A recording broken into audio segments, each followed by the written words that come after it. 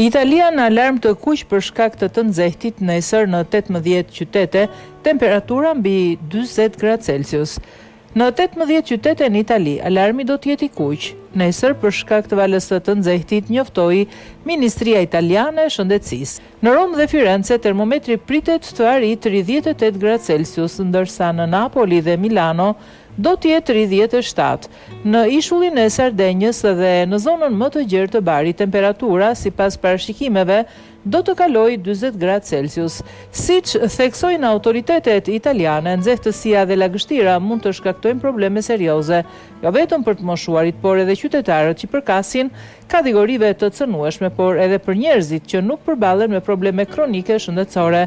Ministria Italiane e Shëndetësisë këshillon qytetarët të shmangin udhëtimet nga ora 11 deri në orën 18, si dhe sportet në hapësira të hapura.